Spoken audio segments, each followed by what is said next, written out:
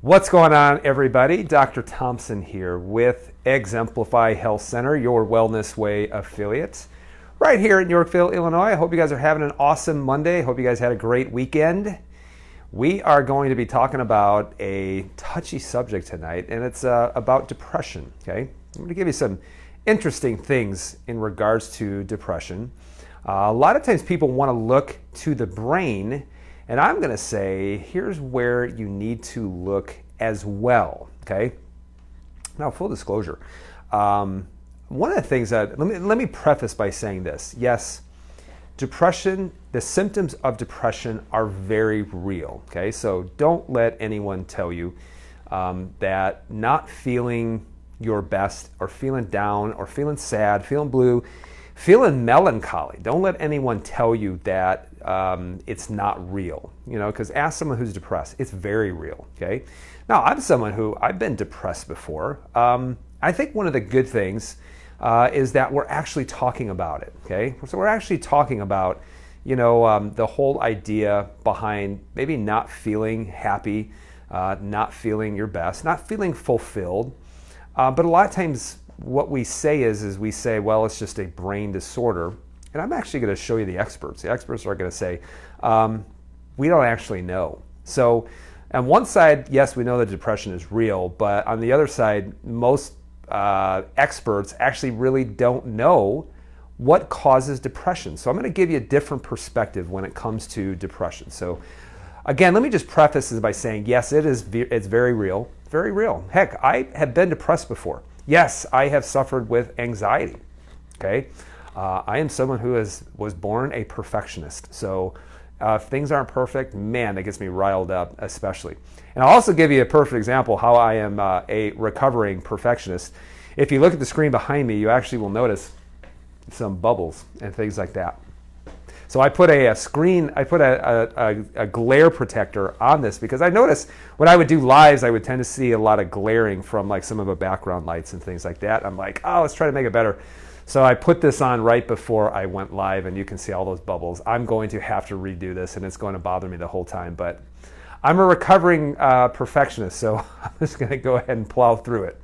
So welcome, guys, again. I hope you guys are having a great Monday. If you are watching, I always appreciate you guys watching. Let me know that you're watching by saying hello. Let me know where you're watching from. I always like to see people from all across the United States who are watching our live videos. I hope you guys get a lot out of these live videos, just as much as I get from being able to share a lot of clinical information with you guys as well. So I'm going to talk to you guys about depression.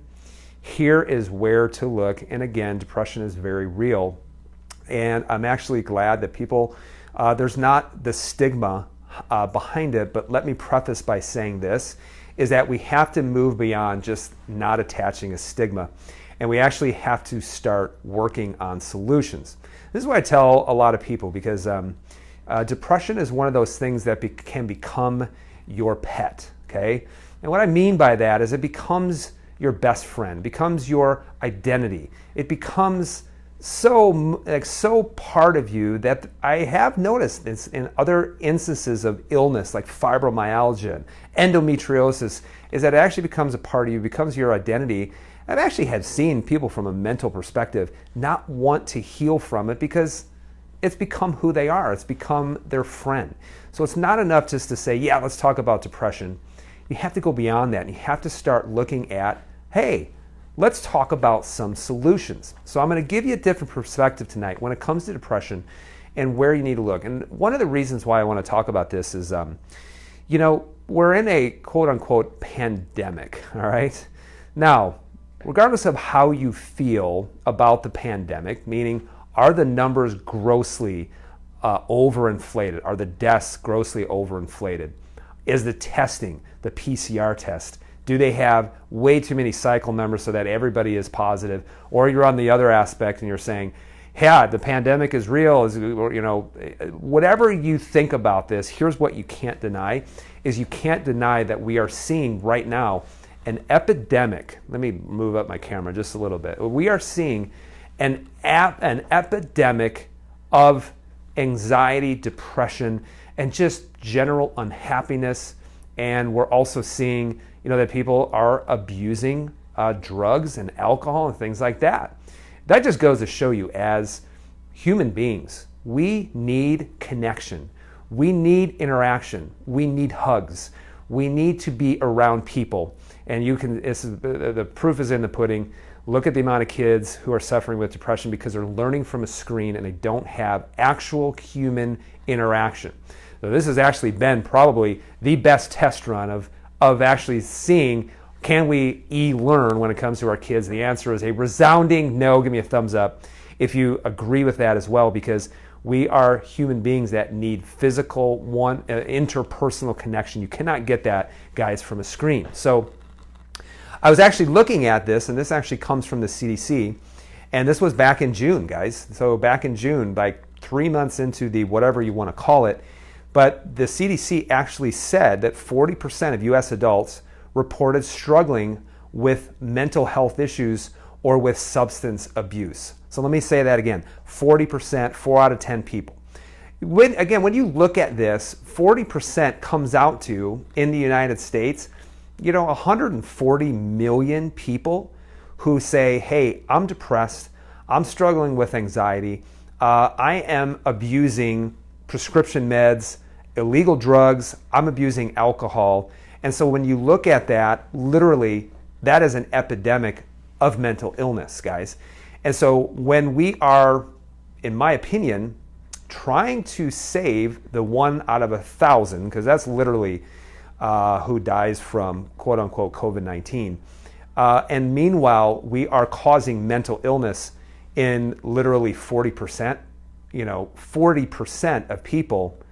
We have not addressed this at all. We've done a horrible job of addressing it, okay? So let's address it.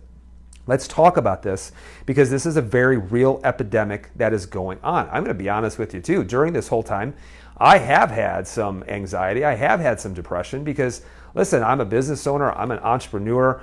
I'm not super social. If you ask my wife, I don't like going out and hanging out, but I do like to go outside every now and then and not have to wear a mask and not be yelled at by people at the grocery store and things like that. But the reality is that I think everyone has been affected at some point. So let's talk about this. And I want to show you this because, again, this comes from WebMD. Let's talk about what the experts actually say.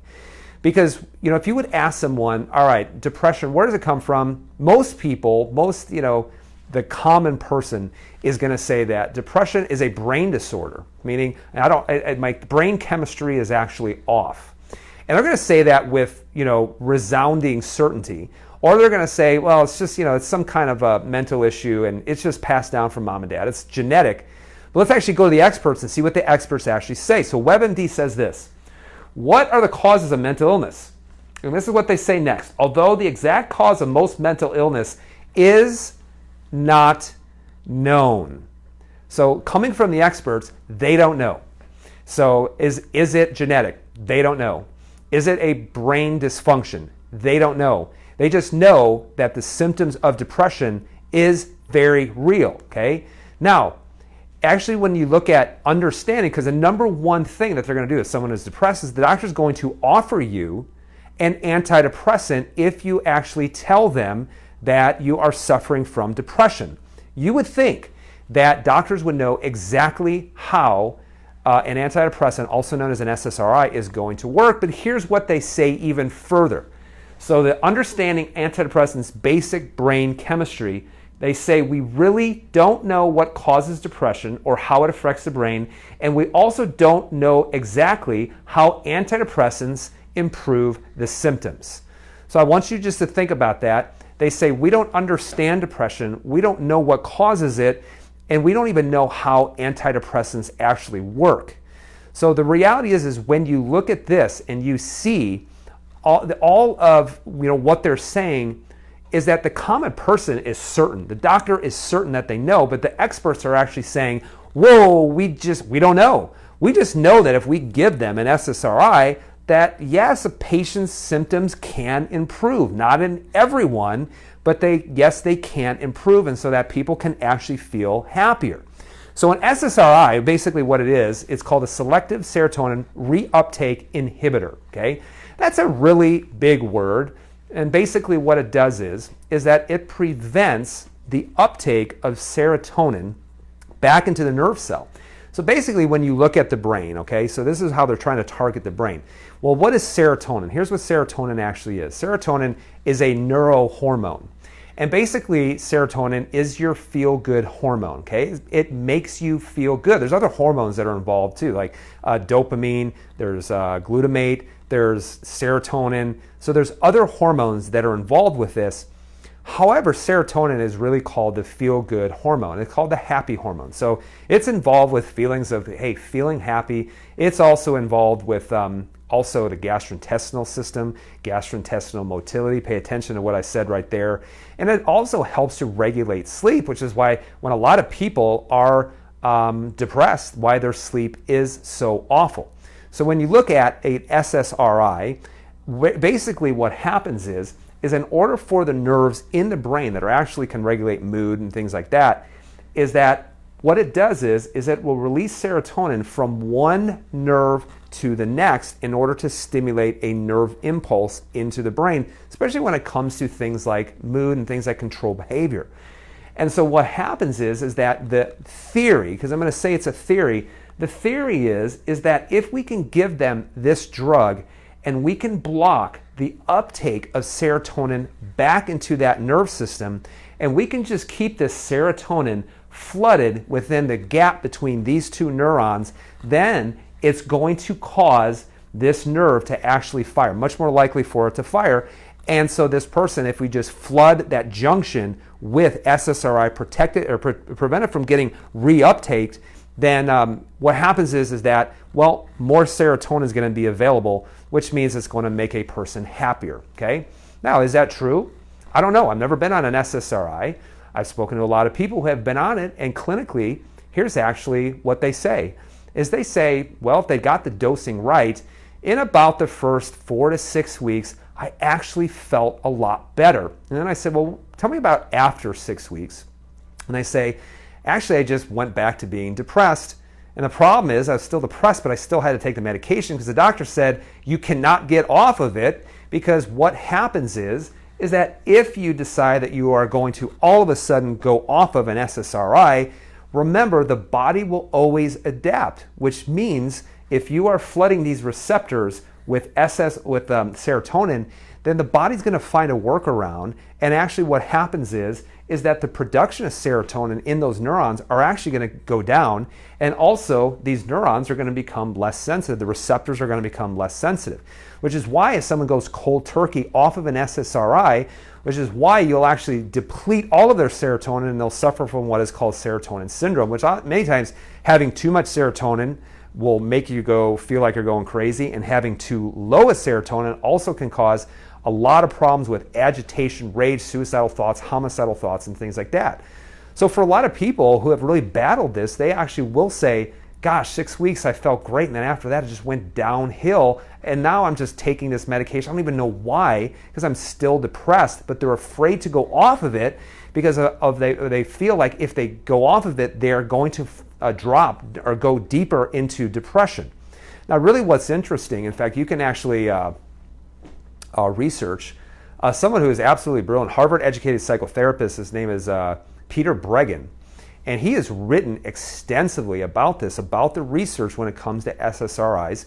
And what he found is in order to get it improved, the medication improved, they actually took all the 6-week studies, but they found it about 8 to 12 weeks that it didn't work at all, and so they took out those studies and they only used the studies that were approved for 6 weeks. This happens with a lot of different medications, guys. Guys, make sure that you guys are sharing this right now, because this is an eye-opener, is that remember, they'll do different studies, they'll throw out the ones that don't fit the narrative, they'll keep the ones that do fit the narrative in order to get a drug approved. So most of the efficacy of any kind of SSRIs has really only been done for 6 weeks, and after that they actually found it's not really doing anything. And so what the idea behind an SSRI is, they're just saying, well, if we can flood the brain with more serotonin, then I think that these people are actually going to feel good. But just remember this, if someone does have low serotonin, yes, they're going to have a depressed mood, but here's what's interesting, is that most of the body's serotonin is not produced in the brain. Let me say that again. Most of the body's serotonin is not produced in the brain. So guys, here's what the experts actually say. They say this is coming from the experts, not coming from me, it's coming from the experts. And they say we really don't know what causes depression. We don't have a test to actually confirm that it exists. We think it's serotonin. We think. That's our best guess. So I want you guys to understand. Now, I didn't say that the symptoms of depression aren't real, but again, the experts don't know what's causing it, and they also have no testing to confirm it. So I want you guys to understand, they can't demonstrate that there's a genetic component to it, okay? Number two, what they can't demonstrate as well is they can't demonstrate it on any kind of objective lab testing. So they can't do it on blood work, which means this, is that if you had a disease, you should be able to see it on a test. But they can't see that, which then really makes depression not necessarily a physiological disease that is taking place. And then again, they think, well, we just think that it's serotonin. So you guys understand there's so much in medicine that they don't know, yet for some reason going from the experts, going to the doctors, and going to just the common person, they are certain that it actually is. But the reality is that no one really knows what is the exact cause of depression. Now I'm going to say this, guys, okay? I'm going to say this. There is no one cause. There really is no one cause when it comes to illness and disease. And this is what, in the Wellness Way, we do such an amazing job at actually drawing the connections between all of those different things. Guys, listen to this. If you have joint pain, it's not just because your joint is out of alignment, okay? I'll tell you that. As a chiropractor, it's not all 100% your joint is out of alignment. Because I've seen people in no pain, yet they have terrible joint alignment. So there's always going to be a physical, a mental, and a chemical aspect to when it comes to inflammation, when it comes to pain, and yes, even when it comes to mental illness. So I want you to think about this. I think this was last week, it was last week when we talked about people asking fire department questions that demand a carpenter answer. And I literally get this all the time, and I want to beat my head against the wall because people ask me questions that they want a simple answer, but there is no simple answer when it comes to your health because of the whole Swiss watch theory. So think of this. You go to a doctor. You say, Doc, I'm depressed, okay? I'm depressed. What's going on? Here's what they're going to do. They're going to give you a questionnaire. They're going to ask you questions. And in fact, the diagnosis is actually based on a set of subjective questions. You guys understand this? So just remember this. You may answer that you are depressed on one day, and the next day you may answer the questions completely different. If you just so happen to answer the questions on the day that you're depressed, congratulations, here's an SSRI, and you're going to be on this for the rest of your life without any kind of exit strategy. So basically they give you a subjective set of questions. Now, they also may do some basic blood work. They may just say, well, what's going on here? Let's do a CMP and a CBC and just make sure there's no fires that are going on. But what they're going to do is they're going to put you on SSRIs. They may actually put you on sleep medications too, because most people with depression have a horrible time with either falling asleep or staying asleep. And then you got pain meds too. So a lot of them have chronic pain. They're going to go on pain meds. And this is what's interesting too is, guys, is that how they come up with a set of questions. This can always change. This is what actually scares me because in society, if they wanted to, they could actually set the questions to literally make everybody that is literally just feel sad be depressed. Now what happens is that they could say, listen, if you have a diagnosis of depression, you may not be able to practice as a doctor. You may not be able to be a teacher. You may not be able to work. You may not be able to, own a gun. You may not be able to do those things, yet they are taking that diagnosis and putting a label on you based off of a set of questions. So a lot of people say, gosh, I don't want to be on SSRIs. And clinically, there's so many people that say, please, please, please, I don't want to be on these medications at all. And so typically what they do is they'll just try to grab for what they read on the internet, and they'll say, well, I heard that probiotics can help with depression, maybe some St. John's wort, maybe a little bit of 5-HTP. And so they start taking some of those things, and they don't even know when they should take them and when they wouldn't. And so you got to be careful in certain cases with St. John's wort, because guys, you take St. John's wort and you're on any kind of medication, that will speed up the liver enzymes so much that you will just blow through that medication. Your body will detox it very quickly. But from a carpenter standpoint, we're saying this, okay, what's going on here and where do we need to look? Here's just some of the places that we would look, and it's all depending on the person. What about x-rays? I'm going to show you why. X-rays, spinal x-rays. What about a neurotransmitter profile? So remember, there's no blood test. However, there's a different way that you can actually measure neurotransmitters, and it's not in the brain.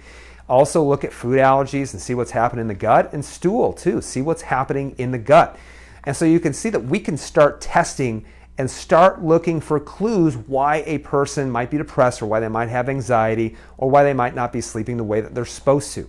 So guys, with every single illness, every single disease, you have to start looking at the mental aspect of it, the physical aspect of it, the chemical. And here's how doctors are treating all disease. They're treating it chemically. So they're saying, here's a drug we're going to manipulate, case closed. And so they see blood work that quote unquote has gotten better. All right, we did our job. We chemically manipulated, but guess what, guys? They still have not addressed the cause. Case in point, cholesterol medication. You give someone a cholesterol medication, yes, it's going to lower cholesterol, but guys, when you start looking deeper and see what it is doing to hormone pathways, to see what it's doing with liver function, things like that, not good things. So meanwhile, a person has perfect cholesterol, but they're still dying of heart attacks and strokes, but their cholesterol was perfect.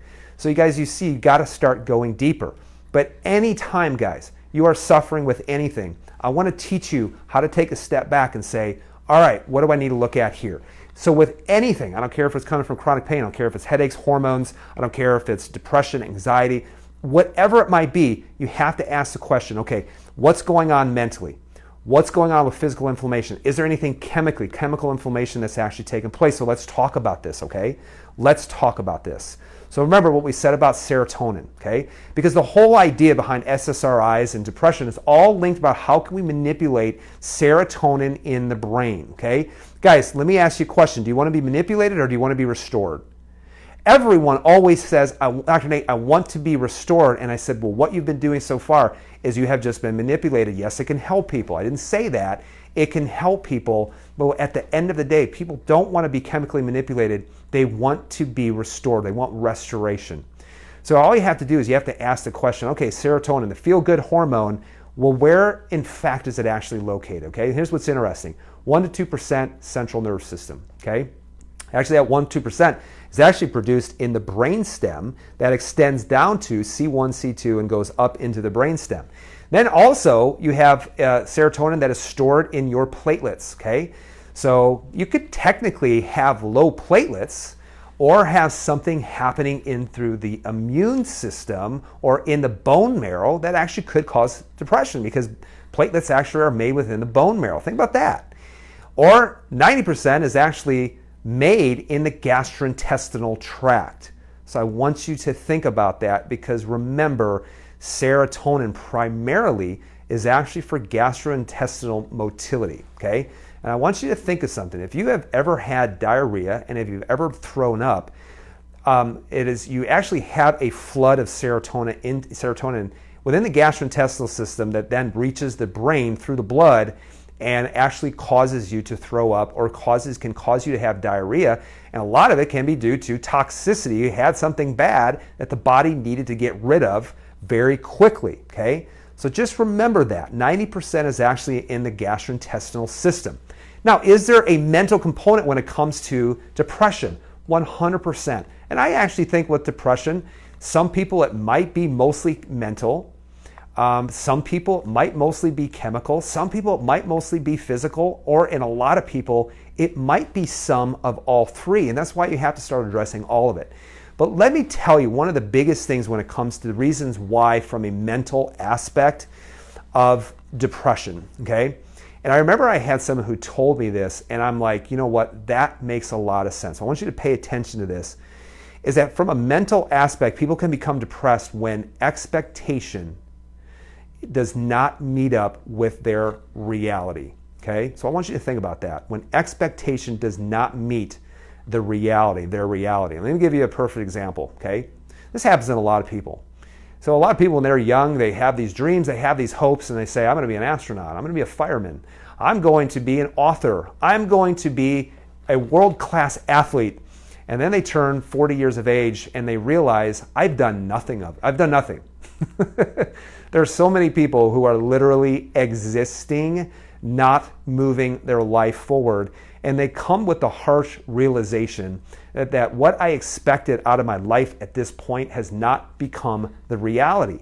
And it is so true, whether it's the profession that you chose, whether it's you're finding yourself like, I haven't saved enough for retirement, or gosh, COVID-19. I didn't expect my kids to be sitting at home staring at a computer screen and me working from home. I want to be out and I want to be communing with people. I want to be going back to normal life. Expectation doesn't equal reality. That is a huge chemical or a mental stressor, okay? Here's what you can do, okay? Here is what you can do. You can do two things. You can lower your expectations in order to meet the present reality, or what you can do is you can actually change your reality to meet your expectations. Let me say that again. You can actually lower your expectations to meet reality, or you can raise the reality to meet your expectations. I'm going to tell you something. What a lot of people do is they just lower their expectations. So rather than work on making their life better, in order for them to be able to accomplish their hopes and dreams, a lot of people have said, you know what, maybe I'm just supposed to be this way. Maybe I'm just not supposed to accomplish much. Maybe I'm not supposed to have a lot of friends. Maybe I'm not supposed to be married. Maybe my life is just supposed to be kind of miserable. And so I would suggest too that if your expectations are not meeting reality, then improve your reality to go after those expectations. You may not get there, but the glorious thing is that you can enjoy the process, all right? So that comes from a mental aspect. Let's talk about physical aspect too, guys.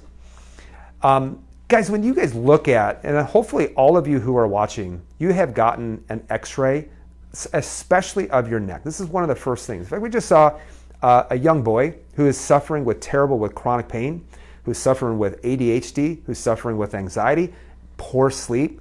And I remember he looked at me just the other day. He said, Dr. Nate, you're my last hope. If you can't get me better, I don't know if I want to even continue with life. You talk about pressure, all right? But I want you to, when you look at this, okay, when you look at the neck, sitting down from here comes the spinal cord, which, yes, there's doing two things. Yes, in that brainstem, there is serotonin production that's taking place. And number two, the biggest thing that's actually feeding the brain nutrition is cerebral spinal fluid, and two-thirds of the nutrition goes to the brain is cerebrospinal fluid. How does cerebrospinal fluid get up to the brain in order to feed the brain glucose? Actually, it comes from normal motion of the pelvis and then also normal motion in through the neck. So I want to show you this x-ray. So here's a person from the side. Black line is them, red line is normal. How far off they are, you can see how much damage stretching is taking place inside and through the spinal cord. But when we had them actually move, and you look at this right here, one of the things that you actually will see is not moving. And so how on earth is that supposed to be, that spinal cord in the brain supposed to be fed with cerebrospinal fluid when it is not actually moving right? So one of the first things you can do is start getting the neck to move right when it comes to properly rehabbing and properly adjusting it. And this is why when we actually start adjusting people, they say this, you're going to think I'm crazy, but I'm sleeping better, I just feel better, and I'm happier, and I'm like, congratulations, we just removed a big physical stressor that is involved with nourishing the brain, lowering the stress response, and getting some of those serotonin levels back up, okay? Now, the other thing, too, is from a chemical perspective. So let's talk about from a chemical perspective, okay? There are so many different things that can take place that can actually, because remember, where's the serotonin getting made? Where is it? Where is most of it? Is in the gastrointestinal system. So really you have to look into the gastrointestinal system and say, all right, well, when there is a lot of inflammation that is taking place, you're going to see a decrease in serotonin production. So think about it. Are you making enough stomach acid? How are you digesting your proteins? Are you able to absorb fats? The gallbladder actually working the way that it's supposed to. What about the pancreas? What's happening in the liver? How's the liver converting hormones? How's the liver eliminating the hormones inside your body? What about food allergies? How many food allergies do you have? Because guys, the more food allergies you have, it's really an indicator that you're having an increase in intestinal permeability, which means there are a lot of things that are actually leaking through. And the more things leak through, the more inflammation you're going to have, the more you're going to have these immune system responses. And guys, when you start having increased intestinal permeability, that can become systemic and can cause things like brain fog and depression and things like that. What about gut infections? What about your microbiome? Your microbiome plays a huge role, huge role when it comes to serotonin production as well. But guys, I'm going to tell you, if you don't have good stomach acid production, you don't have good pancreatic enzyme production, you don't have good gallbladder creation coming from the liver to store it in the gallbladder in the form of bile, then that's the first thing that can start to really cause a lot of other issues to take place. And guys, this is why when we look at someone's liver function, you'll see the liver goes bad. You'll see a lot of inflammatory chemicals inside the body in the form of homocysteine. And then on top of that, you'll also see that a lot of people who suffer with depression also suffer with fibromyalgia and things like that, which is just really going back to the liver especially. So guys, listen, you have to look at mental, you have to look at chemical, you have to look at physical, you have to look at all of those different things rather than just saying, you know what, it's serotonin. Don't know why, don't care. Let's just flood the brain with more serotonin. Now, can you measure this? Yes. Remember I said there's no blood test for serotonin, but yes, you can measure your neurotransmitters through your urine. So this is what's interesting, guys, is you can measure the neurotransmitters and know they're not located in the brain, they're located in the body, in the peripheral tissues. So really what's amazing is a lot of these neurotransmitters are produced in the peripheral tissues. They're not produced in the brain. The brain is just the receiver for the neurotransmitters that are produced in other parts of the body. So can you measure it? Yes, you can. So you can measure things like serotonin. You can measure things like gamma aminobutyric acid, GABA. You can also measure things like free glutamate, histamines, which, guys, is huge when it comes to ADD and ADHD. High histamine production, think about it, makes the brain go crazy. Think about it, if someone has allergies, they give them an antihistamine, and what does it do? It makes you sleepy, it makes you drowsy. So you got to actually say, why is the body producing an excessive amount of histamines? Many times, starting actually with a food allergy test, will actually create a lot of change in a child who has ADD and ADHD. You can measure your dopamine, which, by the way, dopamine, yes, some of it's produced in the brain, but actually a lot of it is produced in the adrenal glands, or actually within the neurological portion of the adrenal glands. Norepinephrine, epinephrine, again, the internal part of the adrenal glands, the neurological part of it. So guys, yes, you can measure these, but here's what's interesting. If you start seeing that certain neurotransmitters are up, certain neurotransmitters getting really depressed, you can actually go back to the organ and say, what on earth is happening in this organ?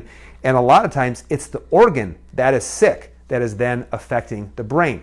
So the big point is this, guys, is that yes, depression is real. The symptoms are real, but it's not a brain issue. Not unless they have had a major trauma to the brain, like a head trauma or things like that, where now they'll start to have some other issues with pituitary function and things like that. So really, guys, when you think about it, the brain is really just a receiver. It's an antenna. And so when you have a sick body, yes, the brain can become depressed and the brain can become sick, and it just follows along with what is happening in the body. So the point is this, is that if you are not trying to get the body healthy, you will never be able to overcome depression. If you are not working on the mental and the physical and the chemical stressors, then all you are doing is just manipulating your body. But guess what always wins? The body will always win. The body will always find a workaround. The body will always adapt, even when you're taking medications, which is why a lot of people, 20 years down the road, they don't say, man, these antidepressants are still amazing.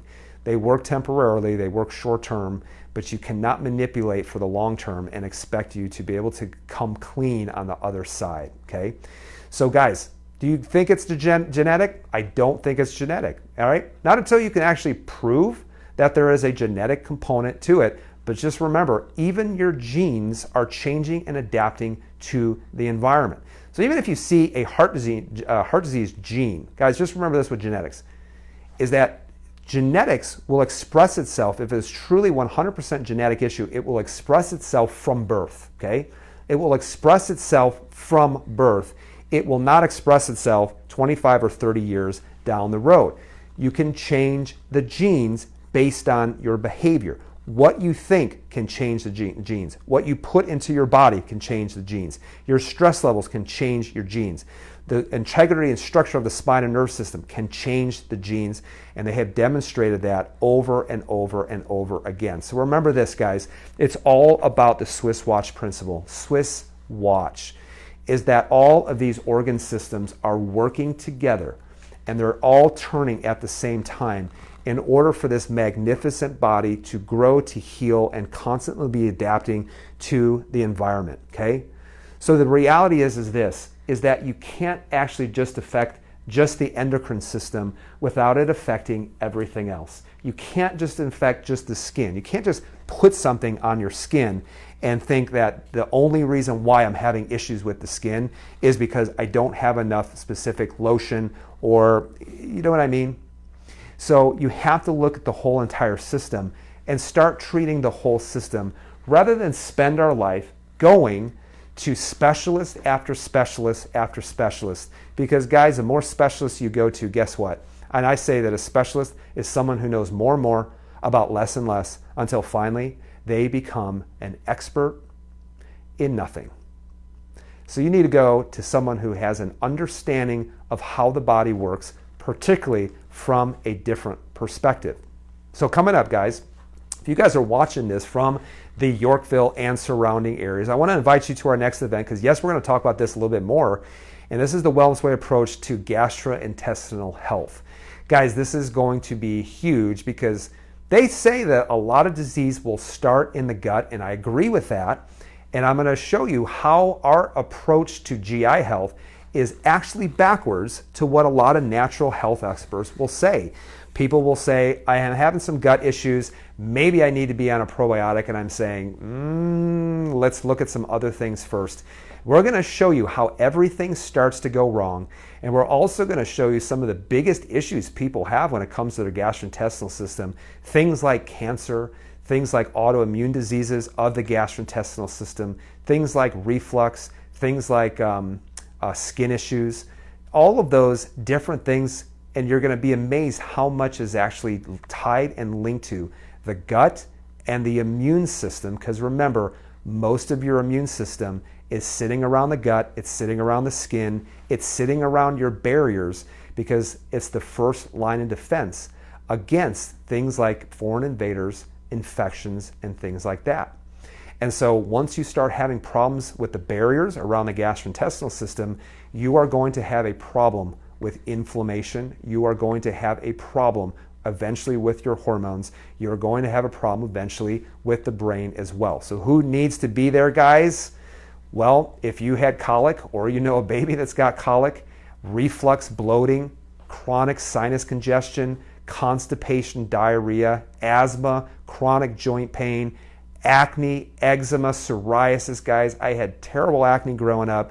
Nobody told me that it was related to the gut. I had terrible irritable bowel syndrome. I had all kinds of issues. But even brain fog, poor sleep, depression, anxiety, yes, guys, even thyroid issues, and yes, even low adrenal function as well. Guys, there's so many people who say, I have adrenal fatigue, and I say, no, you don't have adrenal fatigue. Your adrenal glands are actually down regulating because of inflammation and an infection or chronic mental stress. So just remember that. So we're going to go over why people have this, and we're going to go over, hey, here's where you start and here's how you get help. So if you guys are from the Yorkville area, anywhere from within a 20, 30 mile radius, come to that event. If you go to our page, you'll see that it's pinned at the top of our page. Get registered for it. This is an in-person event because I love interacting with people one-on-one, not through a screen. For some reason, it just doesn't work. So guys, hope you guys learned a lot. And if you did, please share this, all right? Please share this with someone who might be suffering from depression. Help them to see a different perspective. Let them know that, yes, there is hope. Remember, guys, Our job should be to look at things from different perspectives, because the perspective that we're coming from is not working. And that's why we have to start looking at it from a different perspective. So guys, I hope you have a great Monday. I appreciate you guys being here. I appreciate every time that you guys share, every time that you comment. Yes, I look at every single one. I sincerely appreciate it. So guys, be well. Have an awesome Monday. Have a great rest of your week. I may be jumping on a little bit later on in the week. You're welcome to join me during that time. In the meantime, I hope you guys have a great night.